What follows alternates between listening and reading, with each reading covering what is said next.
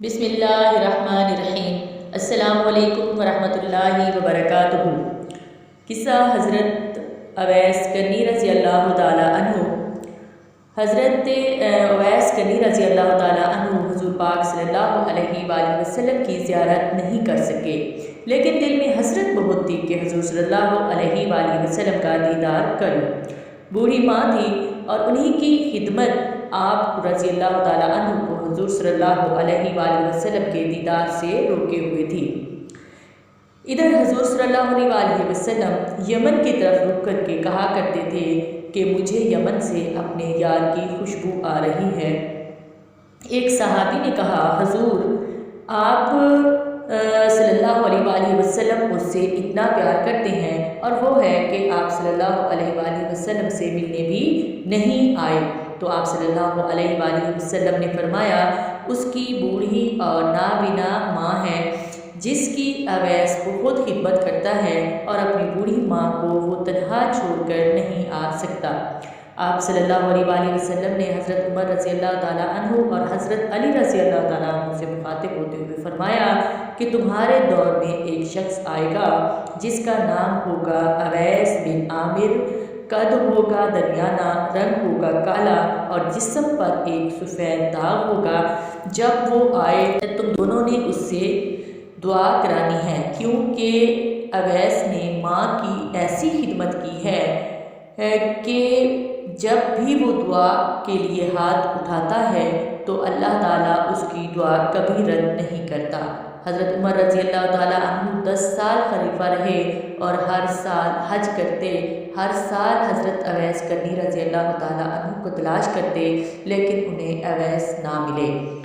ایک دفعہ حضرت عمر رضی اللہ تعالیٰ عنہ نے سارے حاجیوں کو میدان عرفات میں اکٹھا کر لیا اور کہا کہ تمام حاجی کھڑے ہو جائیں، پھر کہا کہ سب بیٹھ جاؤ، صرف یمن والے کھڑے رہو۔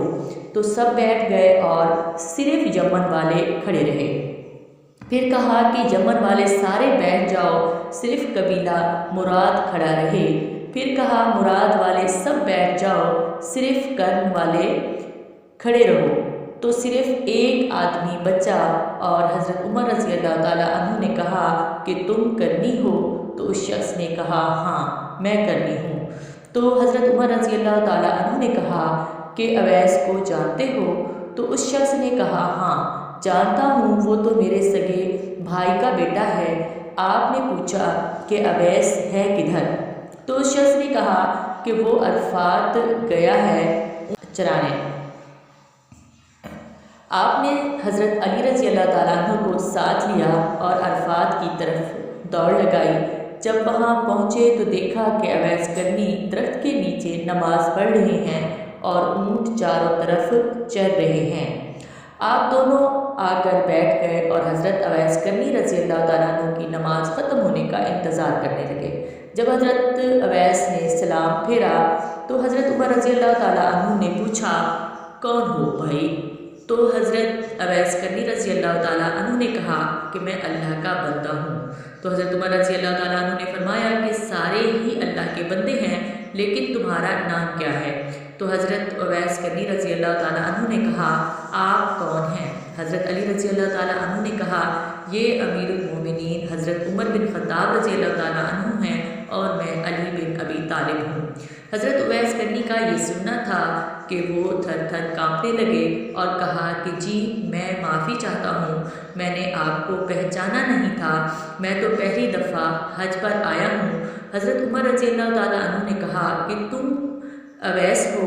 تو انہوں نے کہا ہاں میں ہی اویس ہوں۔ حضرت عمر رضی اللہ تعالیٰ عنہ نے کہا ہاتھ اٹھا اور ہمارے لیے دعا کر۔ وہ رونے لگے اور کہا کہ میں دعا کروں؟ آپ لوگ سردار اور میں نوکر آپ کا، اور میں آپ لوگوں کے لیے دعا کروں؟ تو حضرت عمر رضی اللہ تعالیٰ عنہ نے کہا ہاں اللہ کے نبی کا حکم ہے کہ اویس جب بھی آئے تو اس سے دعا کروانا۔ پھر حضرت اویس کرنی رضی اللہ تعالیٰ عنہ نے دونوں کے لیے دعا کی۔ آپ صلی اللہ علیہ وآلہ وسلم نے فرمایا کہ جب لوگ جنت میں جا رہے ہوں گے تو حضرت اویس کرنی بھی چلیں گے۔ اس وقت اللہ تبارک و تعالیٰ فرمائیں گے کہ باقیوں کو جانے دو اور اویس کو روک لو۔ اس وقت حضرت اویس کرنی رضی اللہ تعالیٰ عنہ پریشان ہو جائیں گے اور کہیں گے کہ اے خدا آپ نے مجھے دروازے پر کیوں روک لیا؟ تو اللہ تعالیٰ فرمائیں گے کہ پیچھے دیکھو۔ جب پیچھے دیکھیں گے تو پیچھے کروڑوں اربوں کی تعداد میں جہنمی کھڑے ہوں گے۔ تو اس وقت خدا فرمائیں گے کہ اویس تیری ایک نیکی نے مجھے بہت خوش کیا، ماں کی خدمت، تو انگلی کا اشارہ کر، جدھر جدھر تیری انگلی پھرتی جائے گی میں تیرے طفیل ان کو جنت میں داخل کرتا جاؤں گا۔ سبحان اللہ۔